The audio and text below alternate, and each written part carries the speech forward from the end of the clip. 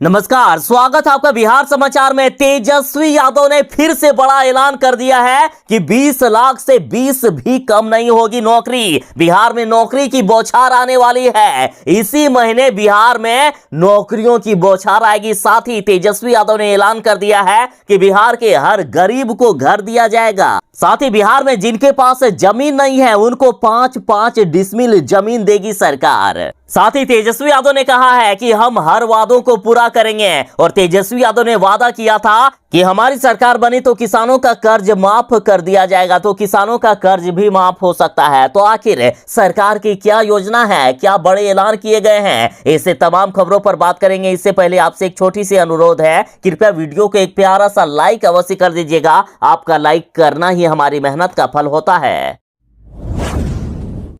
News 18 Bihar Jharkhand, जिन पर तेजस्वी यादव ने कई बार आरोप लगाए हैं कि ये राजद को जानबूझकर टारगेट करते हैं, लेकिन तेजस्वी यादव ने इनको भी विवश कर दिया है सिर्फ नौकरियों की बात करने के लिए, तेजस्वी यादव की सरकार की तारीफों की पुल बांधने के लिए। अब बिहार की राजनीति बदल गई है। बिहार में जाति, धर्म, हिंदू, मुसलमान ये सब पर बातें नहीं होती है, सिर्फ नौकरी और रोजगार को लेकर बातें होती है। और अब बिहार के शिक्षा मंत्री जी ने बड़ा ऐलान कर दिया है कि 20 लाख से 20 भी कम नहीं होगी नौकरी। बिहार के शिक्षा मंत्री जी ने बड़ा बयान दे दिया है कि शिक्षा विभाग देगी 3.5 लाख नौकरी, जिसमें से लगभग 1.25 लाख नौकरी 7वें चरण की शिक्षक बहाली को लेकर होगी। और बस कुछ ही दिनों में 7वें चरण की शिक्षक बहाली के लिए नोटिफिकेशन निकाल दिया जाएगा। और जैसे कि कहा जा रहा है कि सिर्फ 3 से 3.5 महीने में, यानी इसी साल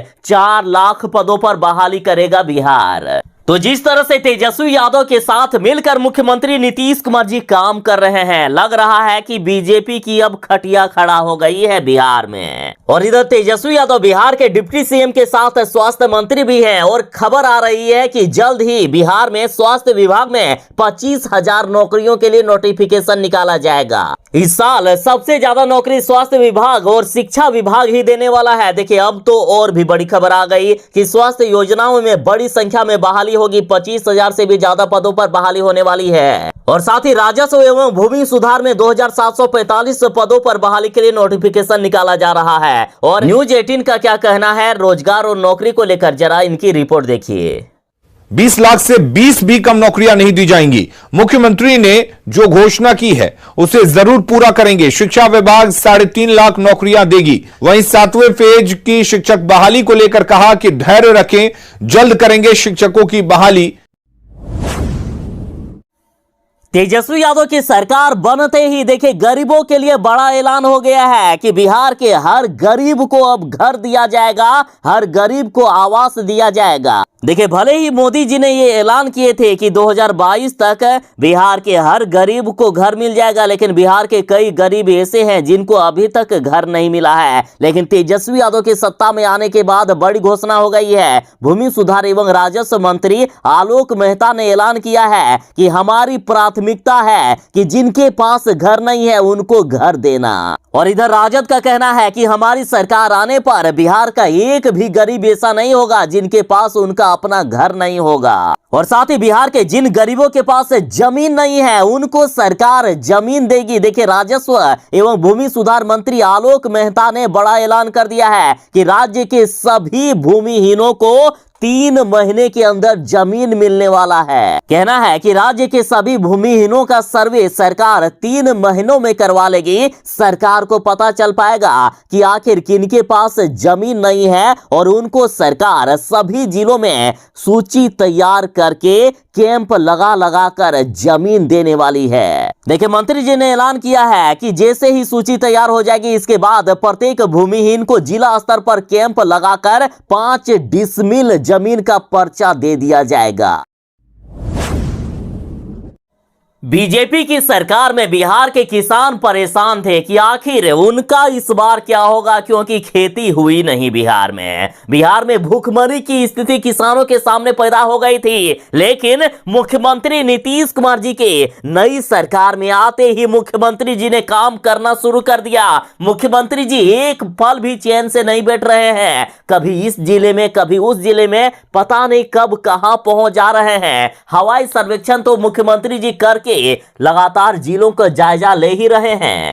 और अब तो मुख्यमंत्री नीतीश कुमार जी किसानों के खेतों पर भी पहुंच जा रहे हैं कि किसानों को कैसे मदद की जा सके, किसानों की स्थिति क्या है, इस पर अब किसानों से मिलकर मुख्यमंत्री जी बात कर रहे हैं। तो बिहार के किसान, आप चाहे जिस भी जिले में रहते हो, परेशान ना हो, सरकार आपको मदद देगी। और देखिए, कृषि मंत्री जी ने अब यहां तक ऐलान कर दिया है कि बिहार को सूखाग्रस्त घोषित किया जा रहा है। कृषि मंत्री सुधाकर सिंह ने कहा है कि मैं खुद किसान हूं, किसान का बेटा हूं, इसलिए मैं किसानों के लिए काम करने के लिए आया हूं। और जिस दिन लगेगा कि मैं किसानों के हक में फैसला लेने में असमर्थ हूं, उसी दिन मैं कुर्सी छोड़ दूंगा। इन्होंने कहा कि हम किसानों को कई स्तरों में मदद दे रहे हैं, जैसे जिनकी खेती नहीं हुई है उनको एक मुक्त हम पैसा देने जा रहे हैं, जिनकी खेत परती रह गए हैं उनको सरकार सीधे एक बार में पैसा देगी। और दूसरा कि जो लोग खेती किए हुए हैं लेकिन उनका नुकसान हो गया है, या खेती बहुत ही कम मात्रा में हुई है, ना के बराबर हुई है, या जितना भी नुकसान हुआ है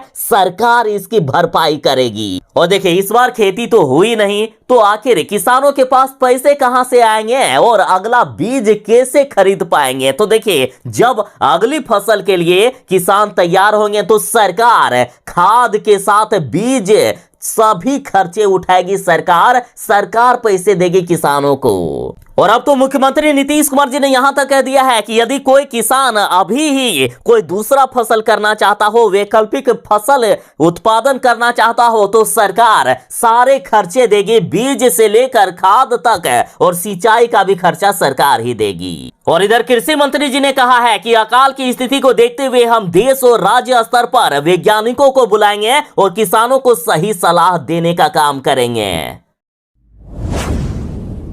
आखिर जिस घड़ी का इंतजार था वो घड़ी आ गई है। मुख्यमंत्री नीतीश कुमार जी को पीएम कैंडिडेट बनाया जाएगा, अगला प्रधानमंत्री हो सकते हैं नीतीश कुमार। और अब सारी खबरें खुलकर सामने आ गई है। देखिए, जदयू के राष्ट्रीय कार्यकारिणी बैठक 3 और 4 सितंबर को है। पटना में जुटेंगे देश भर के नेता और नीतीश कुमार जी को पीएम बनाने की बन सकती है रणनीति। और जिस तरह से जदयू के नेताओं के अब बयान सामने आ रहे हैं, उससे अब साफ यही कहा जा सकता है कि वाकई नीतीश कुमार जी को पीएम बनाने की रणनीति बन रही है। बिहार में तो आपने नीतीश कुमार जी का कमाल देखा ही कि किस तरह से एक झटके में इन्होंने बीजेपी की सरकार गिरा दी। और अब मुख्यमंत्री नीतीश कुमार जी बड़ा खेला करने वाले हैं, सारे देश के विपक्षी पार्टियों को एकजुट करके अब केंद्र की सरकार को भी गिरा सकते हैं मुख्यमंत्री नीतीश कुमार जी।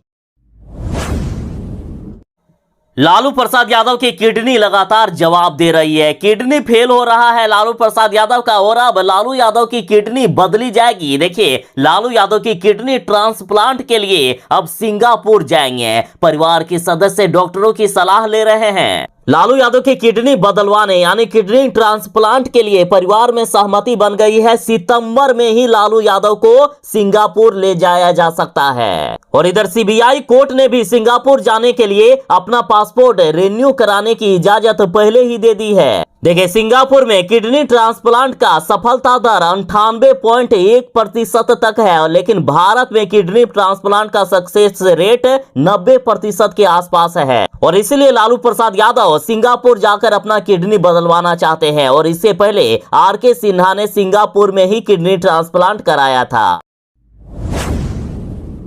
मुख्यमंत्री नीतीश कुमार जी और तेजस्वी यादव ने दृढ़ निश्चय कर लिया है कि चाहे कुछ भी करना पड़े, बिहार में हम 10 लाख नौकरी देकर रहेंगे।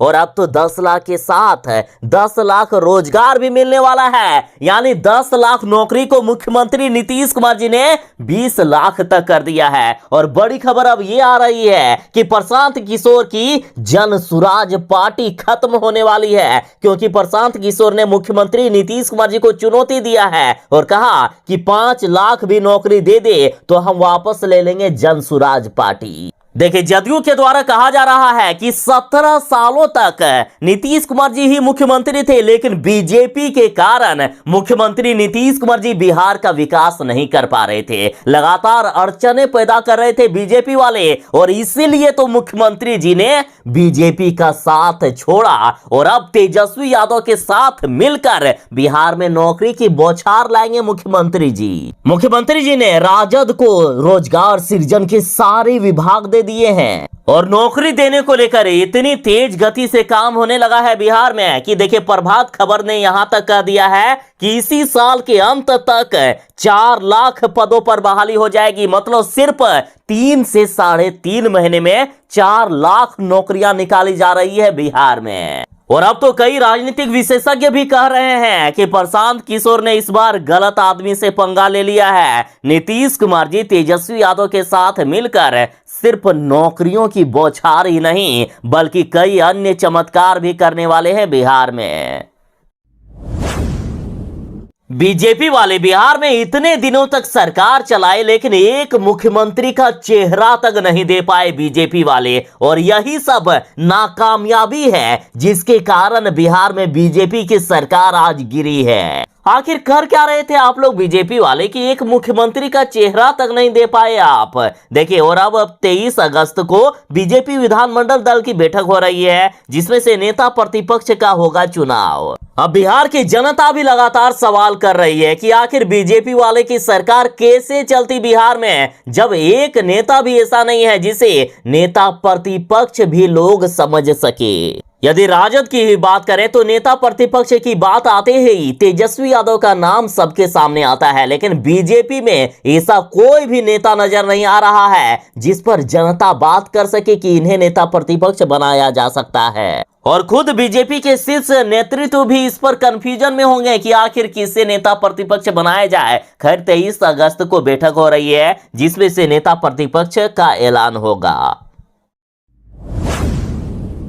बिहार वाले जरा सावधान हो जाए, मौसम विभाग ने बिहार के लिए खतरनाक अलर्ट जारी कर दिया है। पटना समेत बिहार के 20 जिलों में खतरनाक बारिश होने वाली है। भयानक बारिश के साथ तेज वज्रपात का हाई अलर्ट जारी कर दिया गया। मौसम विभाग का कहना है कि बिहार के पटना के साथ 20 जिलों में अगले 24 से 48 घंटों तक तेज हवा के साथ भयानक बारिश और वज्रपात की संभावना है। देखिए, आज बिहार के जिन जिलों में भयानक बारिश होने वाली है ये जिले हैं बिहार के बक्सर, भोजपुर, रोहतास, भभुआ, औरंगाबाद, अरवल, पटना, गया, नालंदा, शेखपुरा, नवादा, बेगूसराय, लखीसराय, जहानाबाद, भागलपुर, बांका, जमुई, मुंगेर, खगड़िया और कैमूर। साथ ही मौसम विभाग ने कहा है कि बिहार के बाकी बचे जिलों में भी कहीं हल्की तो कहीं मध्यम बारिश हो सकती है।